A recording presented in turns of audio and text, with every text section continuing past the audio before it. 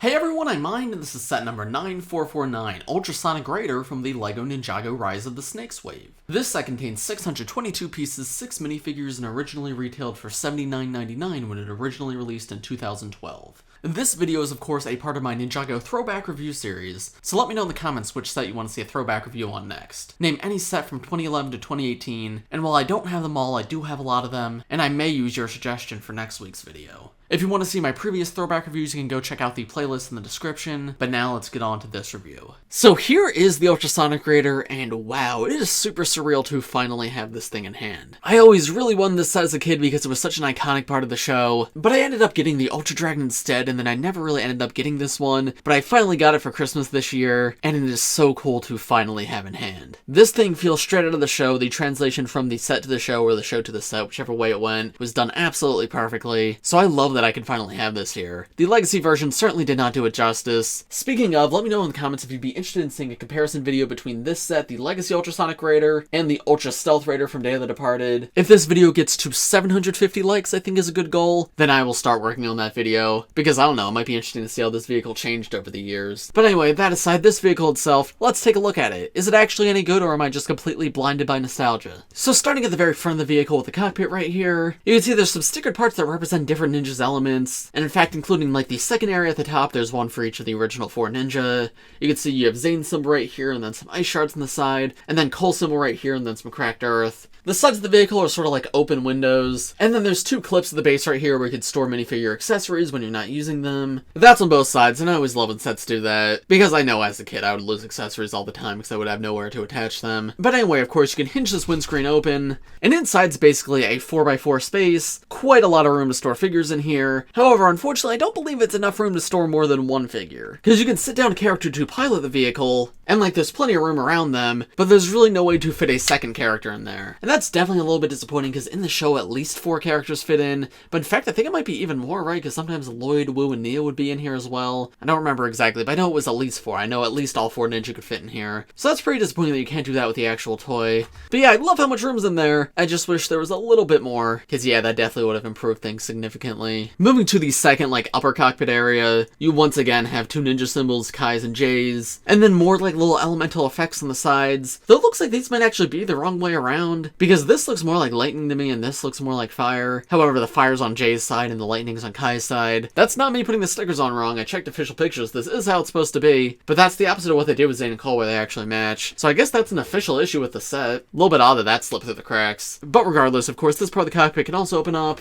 and you can see there's room in there to store yet another minifigure. But yes, only one more minifigure. So despite in the show this being a vehicle for all 4 ninja, and like aesthetically, like it has all 4 ninja symbols on it, it can only actually fit 2 of the ninja, which is honestly pretty disappointing. Like, I don't know, it's cool to have these 2 like this, but it would have been significantly cooler if Jay and Cole could have been in here too. So yeah, that's definitely a major disappointment with this set. However, of course, there's a lot more to this set than that. The vehicle has like this fire that bursts out the side, and I think that's a super cool look. Just the way that bursts out, I don't know, the rest of the vehicle is just so white and gray with a little bit of gold. That vibrant orange coming out the sides just looks super cool. And also, the gunmetal gray spinner crowns are super unique. I'm not sure those were actually used anywhere else, but yeah, they fit in really well here. Then, of course, there's the 2 giant speakers at the back, you know, the sonic part of the Ultrasonic Raider, you know, the things that were not on the Legacy Ultrasonic Raider, despite being the entire reason it's called the Ultrasonic Raider. I'm really happy these are here, because that is what this vehicle's for in the show, to use these giant speakers to play the Sacred Flute song to distract the Great Devourer. So I'm happy to see that they were represented in the toy, and I actually do think they look really cool. The use of like the wheel pieces is a nice choice. And then moving towards the back, you have this one long piece right here. This has a sticker on it with like a vent and like a warning symbol. Then you have a few red streaks. On the other side, there's a very similar sticker. And then there's a little tail at the very end, right above this big main wheel. This too is super cool. You don't see wheels of this size used too often in LEGO sets. I feel like they were basically just for Mindstorms and Technic. So seeing it in a system set was super cool, and it fits in really well. Just the overall shape of this vehicle is so unique, and I absolutely love this part. Speaking of the wheels, the front wheels are of course treads, and these I absolutely love. You have a sticker on the side just to add a little bit more detail. The treads themselves are of course able to move the vehicle forward, but then the entire tread section can also rotate, and that's basically so that the vehicle encounters difficult terrain, it can basically roll up it really easily and overcome it. I think that makes for a fantastic toy. Excellent use of the treads all around. It both looks good and is fun to play with. There's also these flick missiles on the side which have 4 teeth pieces coming out of them, and of course to launch them you can flick them or just push them out. And there you go, there's how it looks removed. And then you have this rubber piece with all these golden sides, which connects directly back to the main vehicle. This I always thought was the coolest thing as a kid, and this is part of why I wanted this set so much as a kid. Just because I thought it was awesome how you had all these weapons right here, and you could take them off and use them as accessories for the ninja if you wanted to. And of course, everything's exactly identical on both sides. There's a little bit of rotation here if you wanted. I will say this does fall out of place sometimes, and you do have to adjust it. It's not a huge deal, but it is something to be aware of. But yeah, you can see everything is basically identical all the way down to the sticker. Oh, and one last thing actually, at the back of the vehicle that I forgot to mention. This is something I actually never knew was here, but there's actually a little jail cell built into the vehicle. You can hinge that open and there's a ton of space in there. So if you have the ninja like fighting the snakes or something, you could throw one in there as a prisoner and then close it back up. Pythor comes in the set, does not fit unfortunately, but yeah, just a standard LEGO minifigure does. I suppose you could also put whatever 2 ninja you don't have piloting the vehicle in there as well, as a way to actually have all 4 of them there, but I don't know if that's the best option considering, like, you know, this is meant to be a jail cell. You do close it up and they're like behind jail bars, but I suppose that option is there if you really want it. And then finally, there's actually a really cool transformation with this vehicle. If you push in on this cone piece out the back, that will actually move these golden blade pieces out like wings.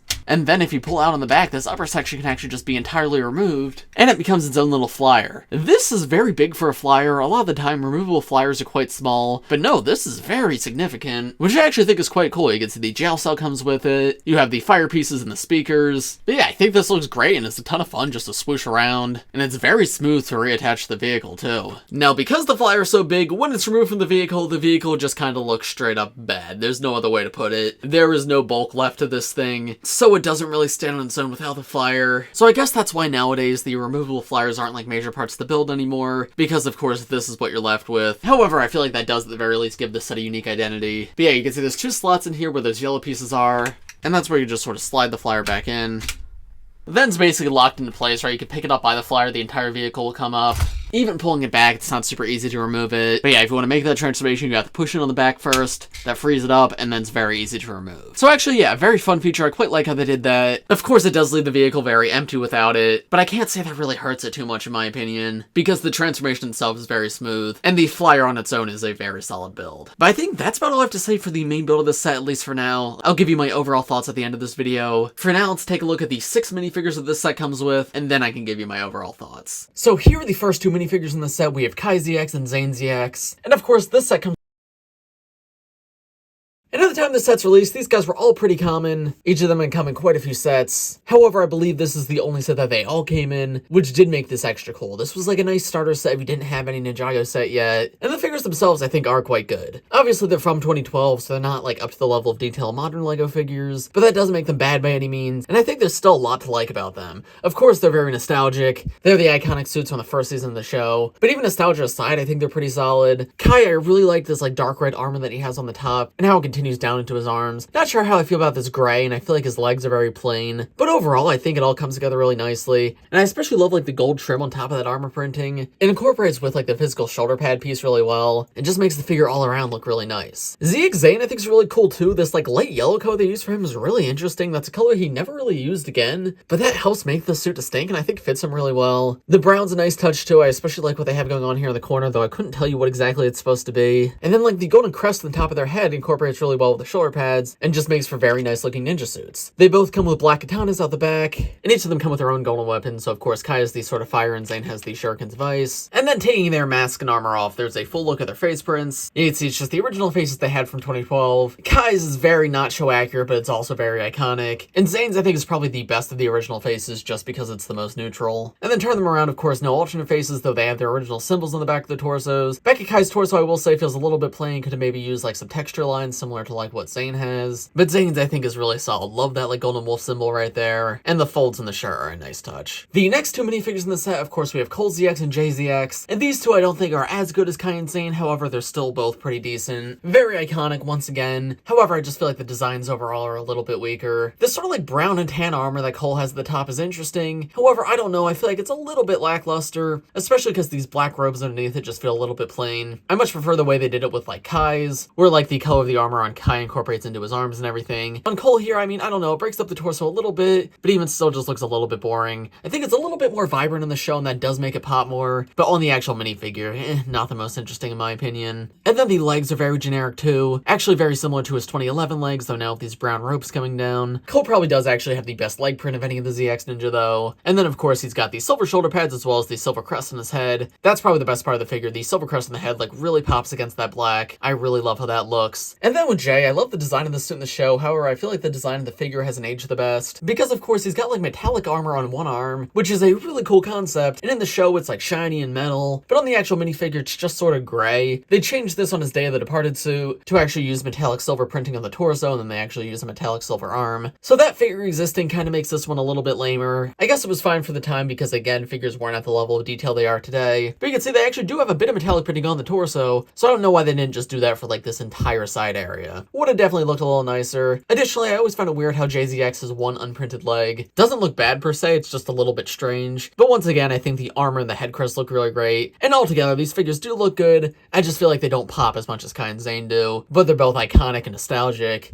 and I do still really like them for what they are. Turning them around, they also come with katanas out the back, though this time they're in silver. And then they each come with their respective golden weapons as well. Jay, of course, has the nunchucks of lightning, and Cole has the Side of the Quakes. I really love the original Side of the Quakes design. They have yet to capture that again. And there they are with their armor and masks removed, as well as their back torso prints, where you can see they have their original symbols on their backs. Cole's back torso print honestly looks pretty good. Well, Jay's is very similar to Kai's. I feel like it's way too plain. Just some folds in the shirt would have made it look a little nicer, but as it stands, it just feels like it's missing something. But all around, two pretty solid figures. I do like that you get them here, and I appreciate that you do get all four in this set. And then finally, here are the two villain minifigures in this set. We have Pythor and Spitta, two different Serpentine, and these figures are both fantastic to get. Pythor, of course, is the main villain of Season 1 of Ninjago, and in fact, this was the only way to get this Pythor figure. He was not released in any other set, and while we did get other versions of Pythor in later years, until 2015, this set was the only way to get any Pythor at all. Because of this, I never actually had a Pythor minifigure as a kid, even though I always wanted one, so it's super cool to finally have the set that he came in. But in terms of the figure itself, I mean, I think he's pretty good. Now, at the time, the big controversy with Pythor is the fact that he has this big, open, screaming mouth, and a lot of fans didn't like that, because of course, he never really makes that face in the show, and while it's cool to have that, like, as an expression option, it's a little annoying that he's always locked into that. Now, personally, at the time, I never minded it. Of course, as I said, I didn't have this toy, but I always still thought it was really cool. However, the fact that 10 years later with the crystallized wave, the fact that he still uses that same open mouth,